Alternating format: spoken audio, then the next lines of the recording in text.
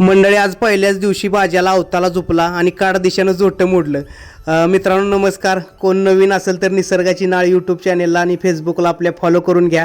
आपला नवीन जो खोंड आणलेला आहे दुसा बाजा त्याची तयारी चालू आहे बघू शकताय। आज दुट्टीवरनं घरी आलो आणि नाईट केलेली होती, म्हटलं आज बैलाला चालवायचं व्यायाम द्यायचा म्हणून पाबारीला झोपला आणि एकदम चांगल्या परफॉर्मन्समध्ये बैल चालत होता।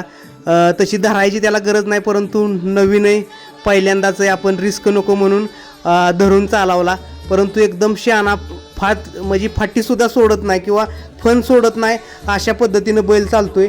आमचा चिरंजीव बघा कसा दिमागात बसलाय पाबारीवरती आणि जे घडायचं होतं तेच घडलं। जोटं जास्त दिवसाचं असल्यामुळं काडक्यानं तुटलं आणि मल्हार तोंडावर पडला। पाबारीला हांतल्यानंतर परत मोकळा सोडला तर परत असं मस्ती करायला लागला, उकरायला लागला। चला म्हटलं आपली तयारी चालू आहे आणि खिल्लार खाऊचं पशुखाद्य बी चालू केलेलं आहे। चांगला जरा परफॉर्मन्स दिसतोय बैलावरती।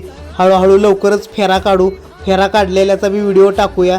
आता व्यायाम चालू आहे, थोडासा संयम ठेवायचा आणि येणारा प्रत्येक माणूस म्हणतोय की राजू शेठ जुगदर कलेडोन यांचा लक्ष्मणरावगत खोंड दिसतोय, जसा लक्ष्मण लहानपणी दिसायचा सेम त्या पद्धतीनं आता बाजा दिसतोय। खूप आनंद वाटतो। मित्रांनो व्हिडिओ आवडल्यास फॉलो करा।